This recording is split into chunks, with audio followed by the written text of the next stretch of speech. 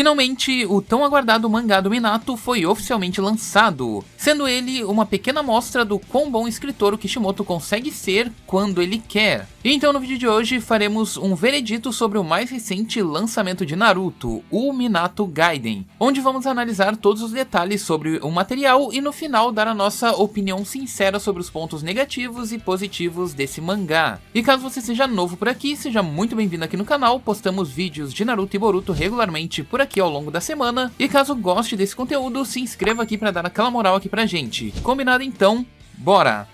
Pois bem, meus amigos, começando então o vídeo de hoje, é extremamente importante comentar que com o lançamento do mangá do Minato, que saiu essa semana, essa foi a primeira vez que o Brasil recebeu uma versão digital de forma oficial em lançamento, paralelo com as versões japonesa e inglesa. E como combinamos, eu iria passar para vocês uma análise prévia, sobre o trabalho de tradução da equipe brasileira. Afinal de contas, esse capítulo pode marcar o fim das scanlators brasileiras, relacionadas aos materiais de Naruto.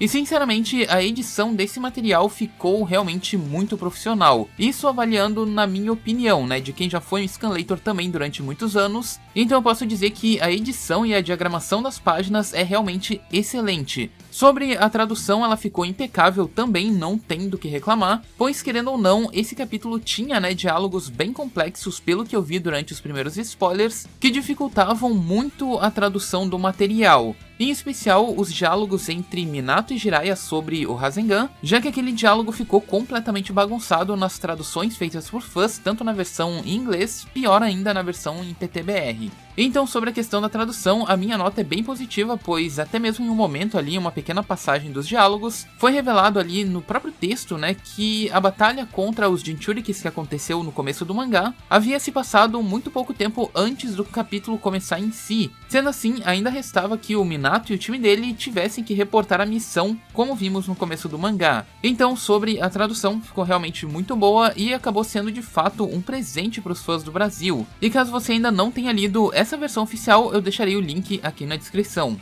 E sobre o capítulo em si, o objetivo dele é simples e direto, já que o Kishimoto criou esse material especialmente para unir Kushina e Minato e fortalecer assim ainda mais os seus laços. Onde Minato, em sua última missão, observou os Jinchurikis e aproveitou daquela situação para desenvolver um ninjutsu similar a Bijudama, para que ele pudesse ser utilizado para proteger a Kushina, que também era uma Jinchuriki. Porém, no meio disso, incontáveis detalhes são adicionados, mostrando que Kishimoto jamais perdeu a sua mão para escrever a sua obra. E quanto a esses detalhes, é importante notar que o Kishimoto já inseriu muitos personagens que estavam no top 20 da votação do Narutop, inserindo personagens como Jiraiya, Kushina, Kakashi, Obito, Gai, Kurama e afins, justamente para que ele pudesse agradar a maior parte do público. Outro ponto importante do capítulo é que, mesmo o mangá sendo sobre o Minato, o capítulo foi dividido quase que igualmente junto com a Kushina, para que assim o Kishimoto pudesse trabalhar o Minato como um coringa dessa história. Afinal de contas, manter somente o Minato em tela treinando Rasengan com balões, como a gente já viu anteriormente, certamente não seria algo tão atrativo, visto que o Kishimoto se focou muito mais em entregar uma narrativa de peso do que necessariamente um fanservice sobre o personagem. Algo que pudesse puxar o leitor um pouco mais pra dentro e que pudesse emocionar com a carga emocional desse material no final.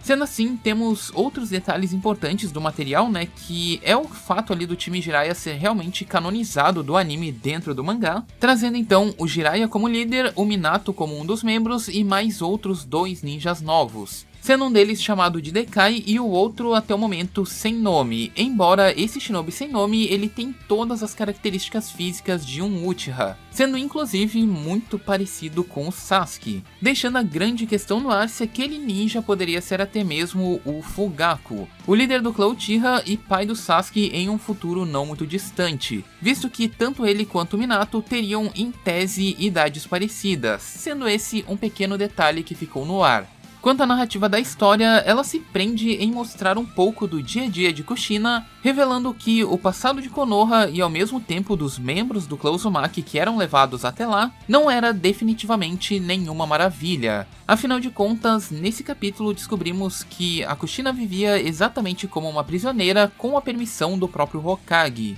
E apesar daquela culpa não ser de fato do próprio Hiruzen, por consenso geral, alguém teria que carregar esse fardo em algum momento. Assim como foi o caso da própria esposa do primeiro Hokage, quem iniciou o ciclo, que atravessaria gerações por sua própria vontade. Nesse caso, o ciclo onde o Jinchuriki ficaria preso em Konoha. Nos revelando que, após a batalha no Vale do Fim entre Madara Uchiha e Senju Hashirama, Uzumaki Mito teve a sua liberdade restringida dentro daquela barreira criada no coração de Konoha, vivendo boa parte de sua vida encarcerada dentro de uma torre para que a fuga da Nove Caudas jamais fosse uma opção. E o mesmo também é visto com a Kushina dentro desse capítulo, a qual, mesmo carregando o fardo que a Mito carregava, essa ainda não tinha consciência da sua responsabilidade, e assim percebendo que a sua vida e liberdade eram desperdiçadas dentro do círculo de uma barreira. Uma narrativa que nos mostra muito, sobre o passado desses personagens e ao mesmo tempo adiciona uma carga dramática muito forte para justificar tudo que a gente acabaria vendo nos eventos a seguir desse capítulo, visto que o plano da Kushina para aquele dia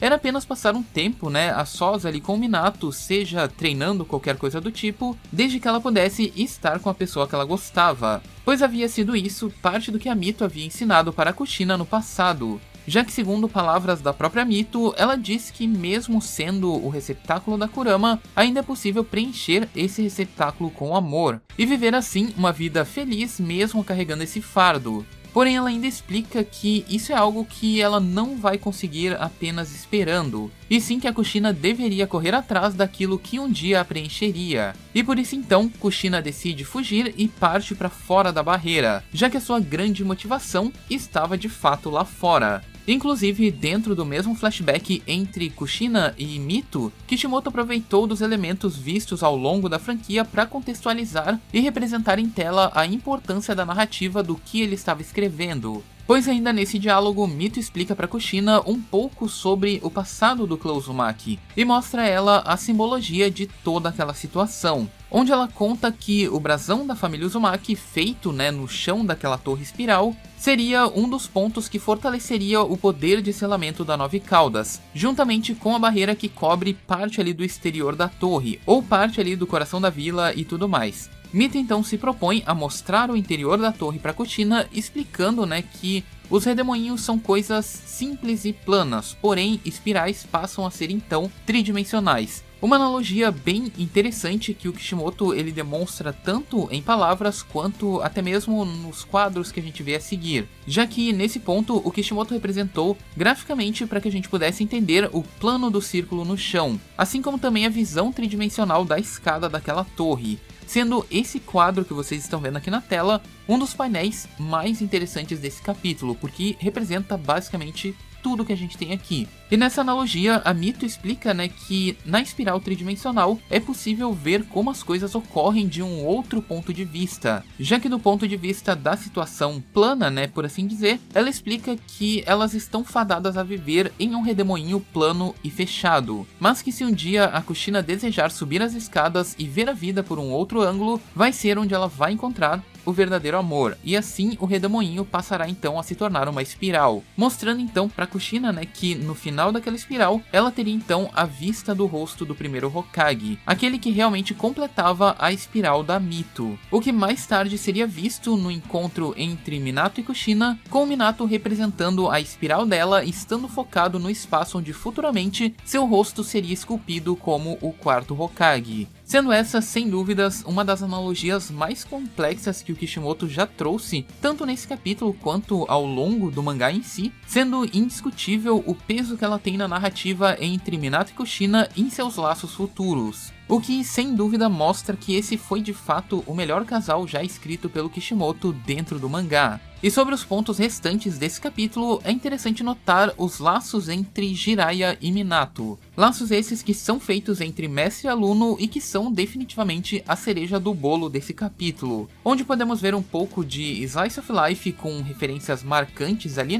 como a adição do famoso picolé do Jiraiya, que ele sempre divide ali com seus alunos, assim como até mesmo a ênfase,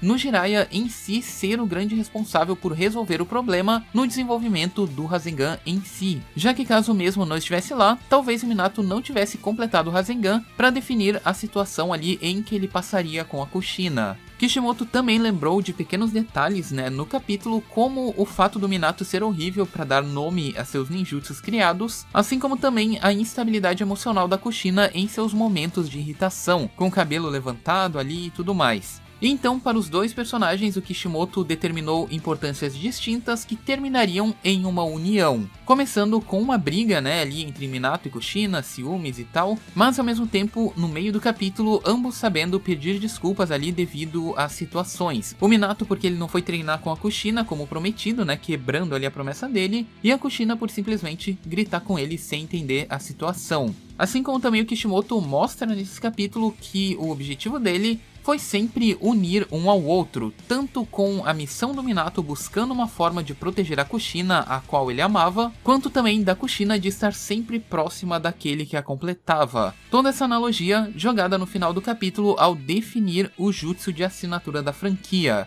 Já que essa foi uma técnica criada pelo Minato para proteger a Kushina, o seu nome então, sendo chamado de Rasengan, teria sido a representação do destino da Kushina, juntamente com toda a filosofia passada pela Mito para ela, e que mais tarde essa técnica seria dada então pelo Naruto, como fruto da relação ali entre esses dois ninjas do passado, sendo esse definitivamente um dos melhores capítulos já escritos pelo Kishimoto, mostrando que o mesmo foi capaz de entregar uma excelente narrativa, uma ótima condução, construção de personagens, entregar novos segredos e complementar assim a obra de sua vida. Além, é claro, de muitos outros pontos, né, que o mesmo destacou, e eu não comentei aqui justamente para não entregar todos os spoilers e que certamente vale a pena você descobrir. Então, caso você se interesse pelo material, não esquece, mano, vai lá dar aquela força, confere a versão original. Tem muito mais coisa que a gente poderia comentar aqui sobre o desenrolar desse capítulo em si, mas eu acho que o ponto importante da escrita do Kishimoto é realmente a ênfase e o peso que ele colocou em todo esse material. Portanto, eu posso dizer abertamente que esse é de longe um dos meus capítulos favoritos de Naruto, por tudo que foi escrito, por tudo que o Kishimoto foi capaz de entregar dentro desse material. Sendo meu veredito que esse capítulo é de longe um 10/10 e que vale a pena você conferir. Então agora eu quero saber a opinião de vocês. Vocês realmente gostaram desse capítulo? Gostaram da narrativa, da escrita em si, dos easter eggs ali e tudo mais? Comente aqui embaixo, pois eu quero saber a sua opinião. E caso você tenha gostado desse vídeo, se possível, deixe seu gostei, tamo junto e é nóis!